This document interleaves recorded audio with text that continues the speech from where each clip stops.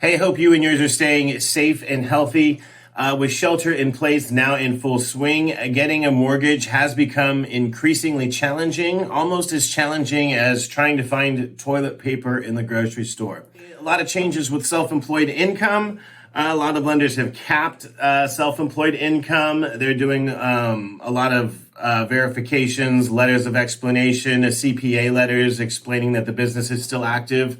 A lot of conditions like that. It's kind of depends on what lender and what your occupation might be or your business might be as to what those guidelines might be.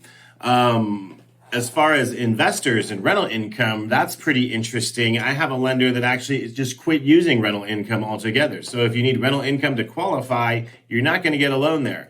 That is on a case-by-case basis as well between different lenders. So it really does depend on, who's doing what at that point in time.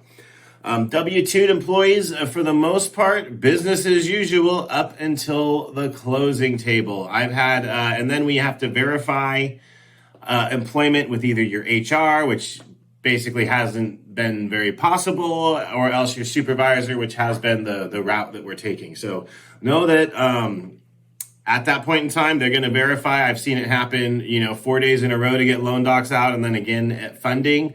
I've seen delays with clients in the transaction because they can't get a hold of the supervisor or anyone to verify employment. So that's something to definitely be prepared for at the end of your transaction. We are still closing loans, though. We're closing a lot of loans. Rates are still good, so it's a good time to look into refinancing or purchasing. I'm sure there's going to be some interesting housing opportunities here in the future.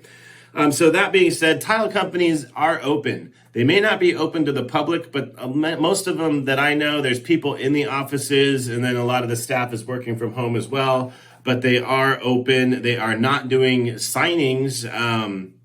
Most signings are done mobile now, or I'd say all of them. And I've seen it happen where they'd go to the client's house and do the signing on the driveway, on a card table, with no pens being exchanged, nothing being exchanged, as well as in garages and things like that. So that's kind of what's happening once we get your loan docs out and we're signing.